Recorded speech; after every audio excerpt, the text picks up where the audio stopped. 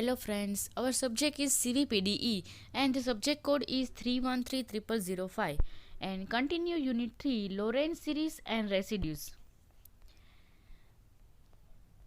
Now our topic is Cauchy's residue theorem.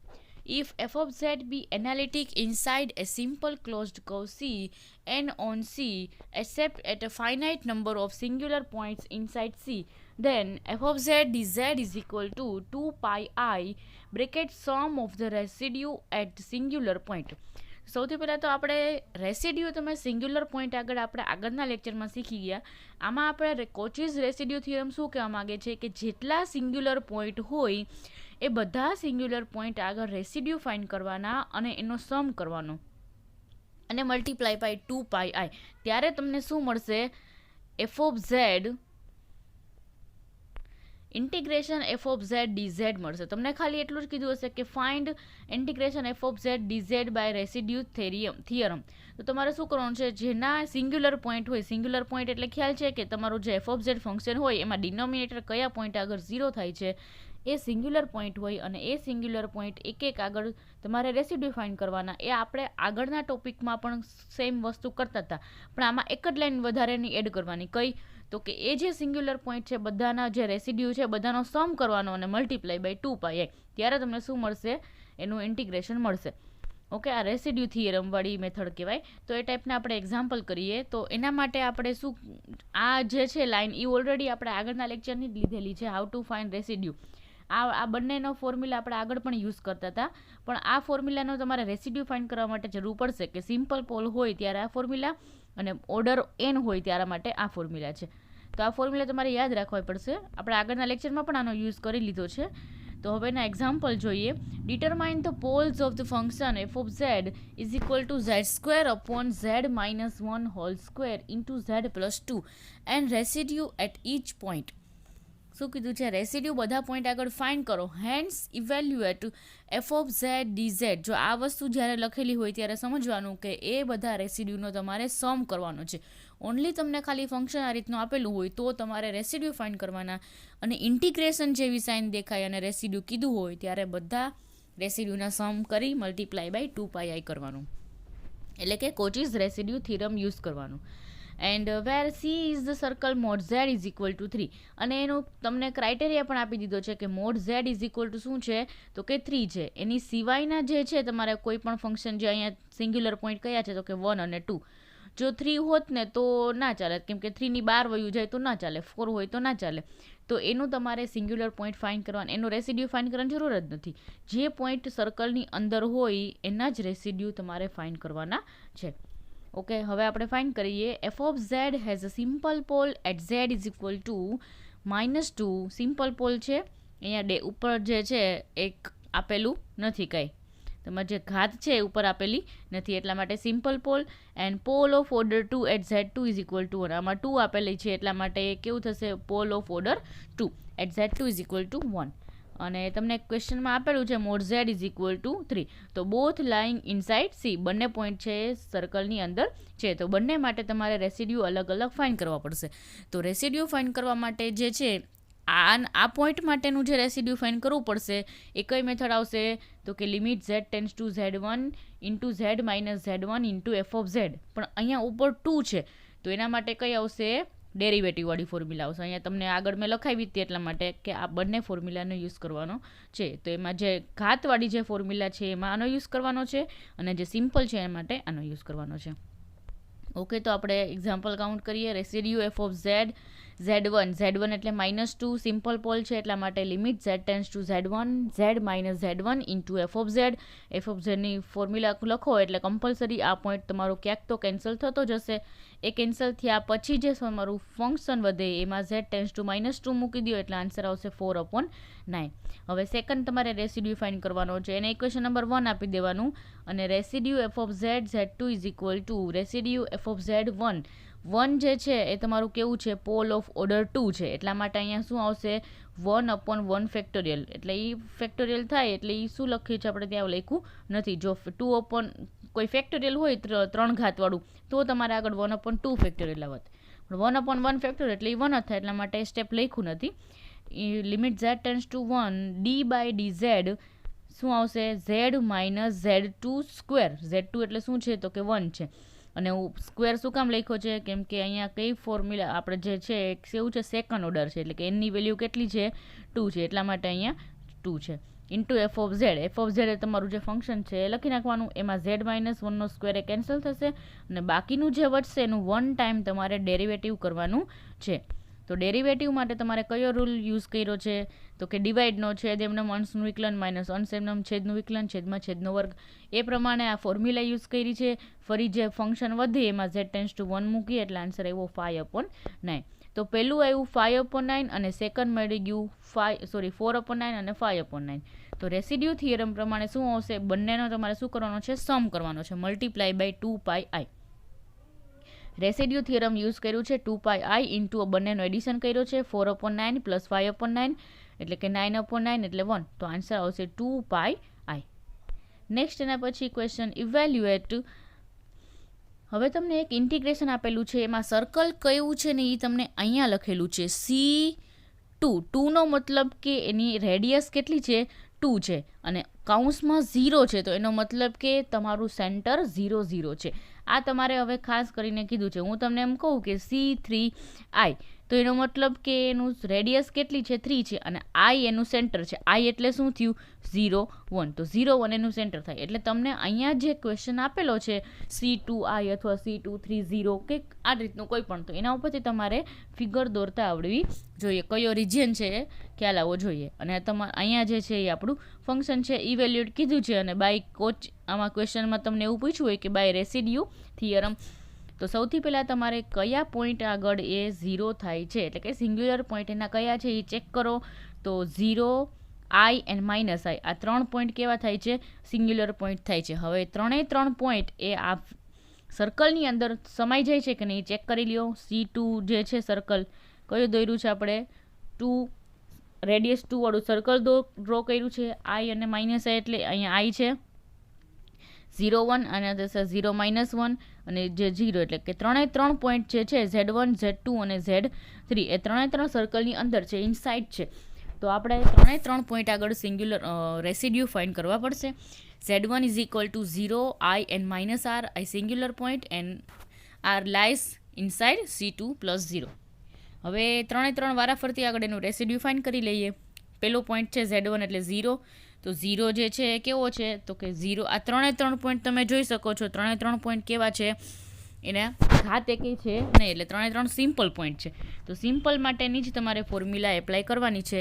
Limit z tense to z1 into z minus z1 into F of Z. પણ z1ની value કેવી છે 0 એટલા માટે અહીંયા 0 લખ્યું છે અને એફ ઓફ ઝેડમાં ક્યાંક તો z હશે કે જે આની સાથે કેન્સલ થતું હશે બાકીનું વધશે એમાં z ટેન્સ ટુ 0 મૂકે એટલે આન્સર આવશે 1. એને ઇક્વેશન નંબર 1 આપી દઈએ. એવી રીતે residue F of Z in Z2 find કરી લઈએ. i આગળ તો z માઇનસ i વાળો ફેક્ટર છે એ ફંક્શનમાંથી રિમૂવ થતો હશે અને બાકીનું જે વધે એમાં આપણે શું મૂકી દઈએ i. તો e⁻i અપોન શું થશે e⁻i અપોન અહીંયા શું થશે i એટલે i 2i અને અહીંયા થશે i.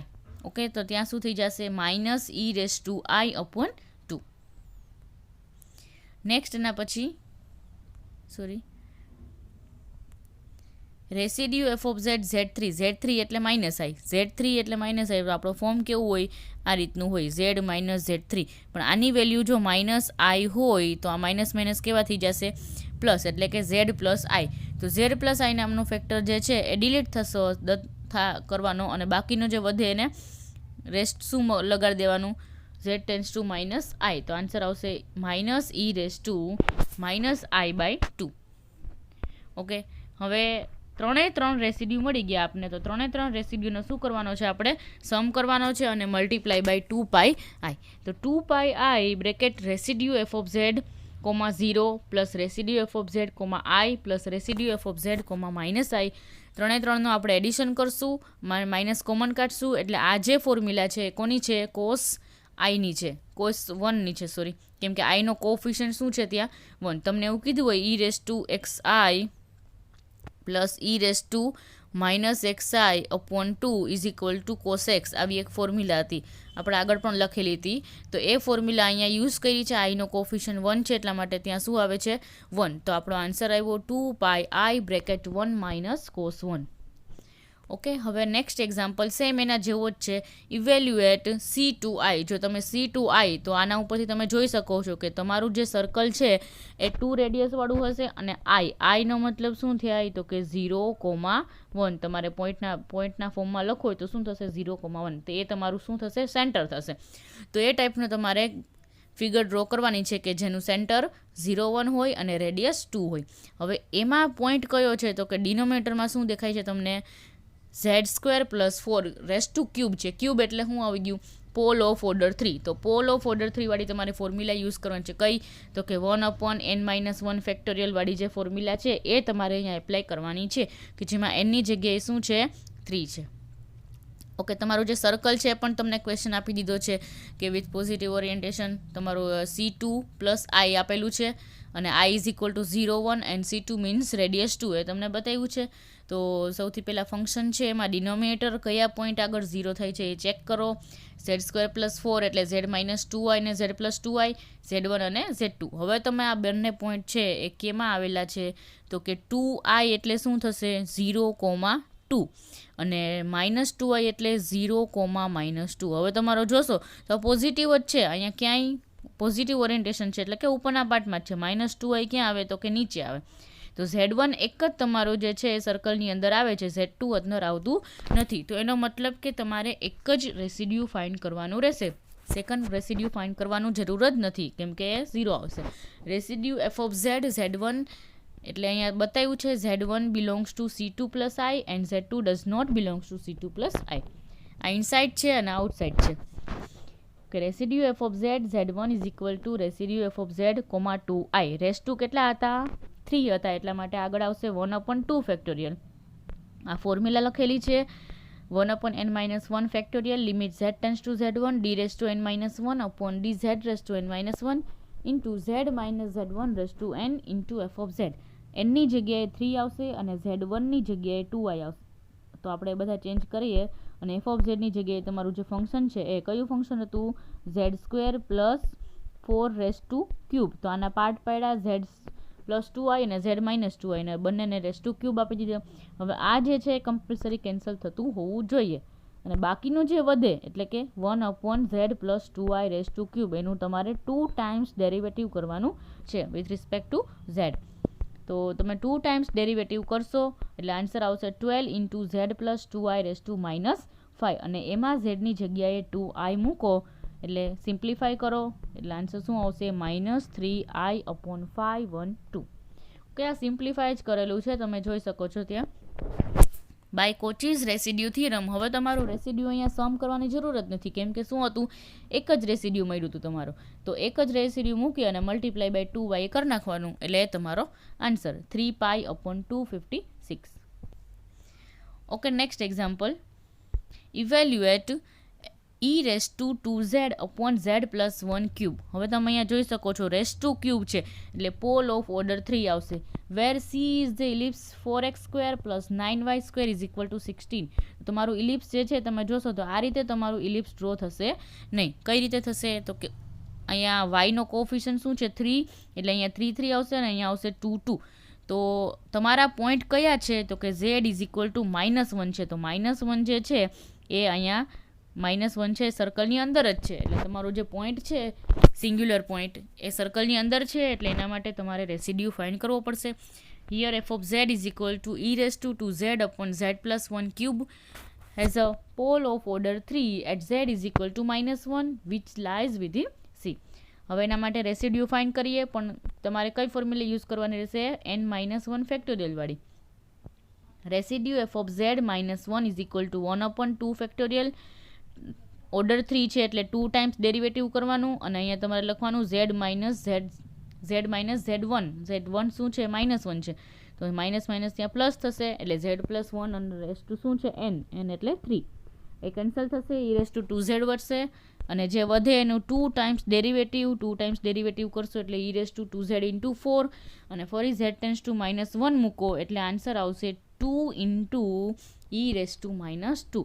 હવે એક જ રેસિડ્યુ મળ્યો એટલે મલ્ટીપ્લાય બાય 2i કરી નાખીએ આપણે 2πi. તો આપણો આન્સર આવશે e⁻²z/z+1³ dz is equal two 4πi. Okay, આ મેક્સિમમ તમારો પૂછાય એવો એક્ઝામ્પલ છે, તો ખાસ ધ્યાન રાખજો આમાં.